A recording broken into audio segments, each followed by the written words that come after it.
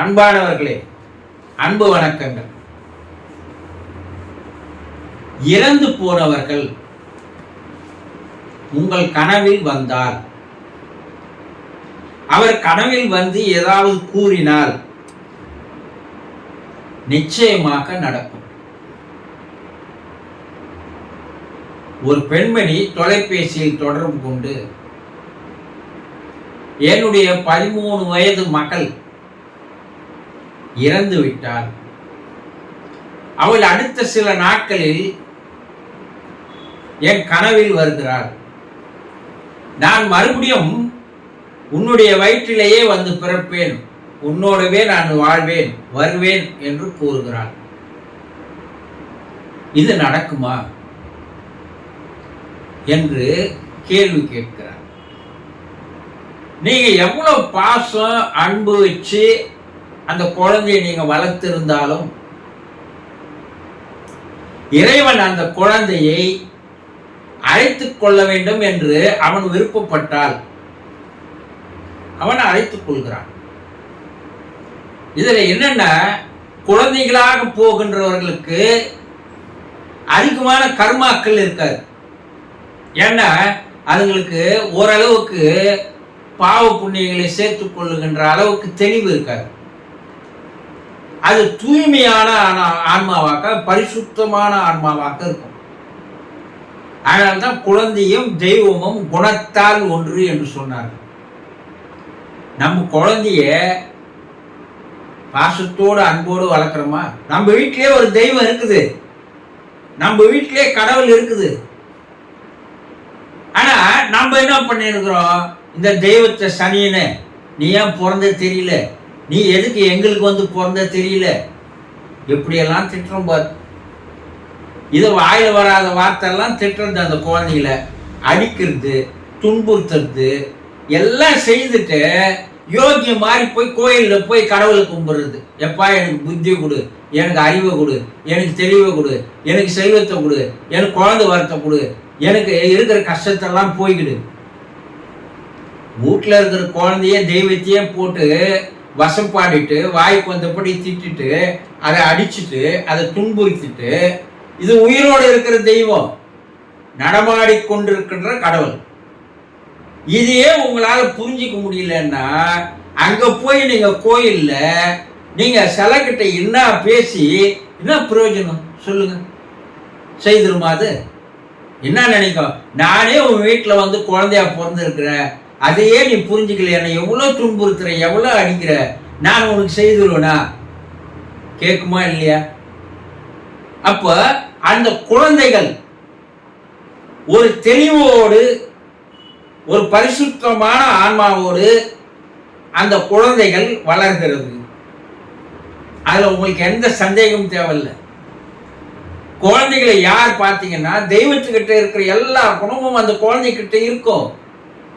அது கள்ளம் தெரியாது, கபடம் தெரியாது, பொய் பேச தெரியாது, அடுத்த வேலையை நினைக்க தெரியாது, அடுத்த நாளுக்கு சேர்த்துக்கணும்னு தெரியாது, எதுவுமே தெரியாது. ஆனா நம்ம கிட்ட எல்லா குணங்கள் இருக்குது. எல்லா கெட்ட குணம், எல்லா தீய குணம், எல்லாம் வஞ்சம், பொய், புரட்டு எல்லாம் இருக்குது. அப்படி இருக்கிற குணத்தோடு பிறந்த நம்ம குழந்தை அப்படியே தானே இருக்கணும். ஆனா இறைவன் அதை என்ன பண்றான்னா, ஒரு குறிப்பிட்ட வயசு வரைக்கும் இதெல்லாம் உங்களுடைய குணங்கள் எல்லாம் அது கூட சேர்க்காத அது ஒரு தெய்வமாக வைத்திருக்கிறான். அதை நல்லா புரிஞ்சுக்கணும்.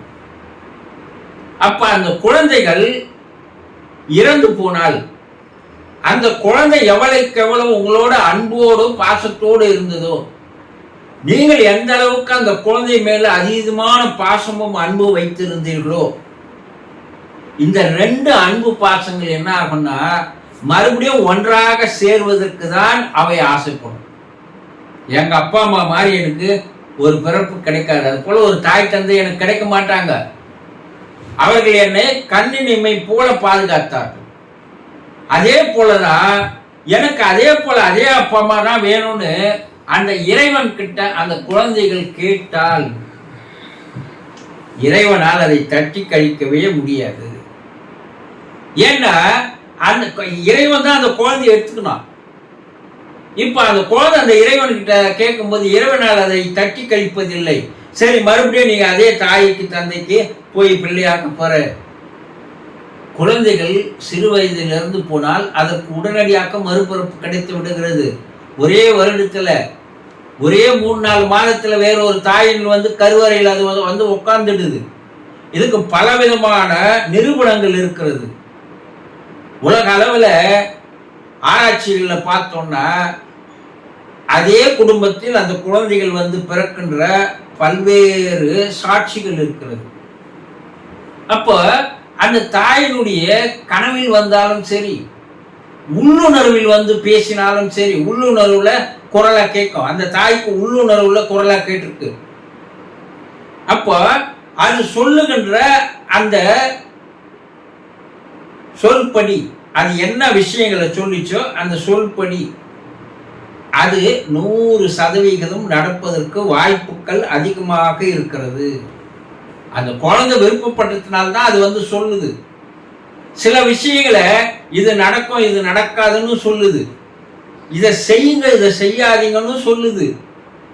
இது பலவருக்கு எல்லோருக்கும் கிடைக்கிற அந்த அற்புதங்கள் என்ன கிடையாது. ஒரு சிலருக்கு மட்டுமே அந்த அற்புதங்கள் கிடைக்கிறது. எல்லாரும் கனவுலயே வந்துடுறாங்கன்னா வரதில்லை.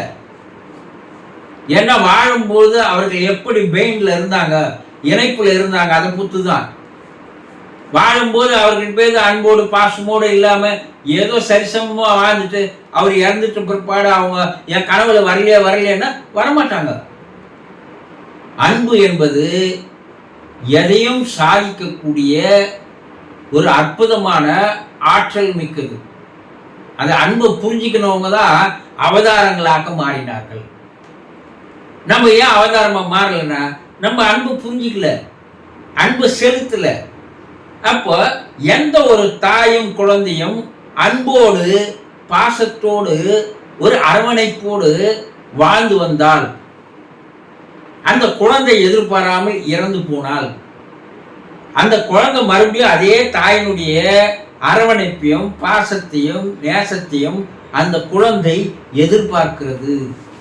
அது கடவுள்கிட்ட போய் நல்ல தாய் தந்தை கிட்ட நான் இருந்தேன், என்னையே அழைச்சிட்டு வந்துட்டேன், தயவு செய்து என்னை மறுபடியும் அங்கேயே என்னுடைய குடும்பத்திலேயே என்னுடைய தாயினுடைய கருவறையிலேயே என்னை பிறக்க வச்சுடு அப்படி அது பிரார்த்தனை செய்தால் அந்த குழந்தை உங்கள் குடும்பத்தில் பிறப்பதற்கு வாய்ப்புகள் அதிகம்.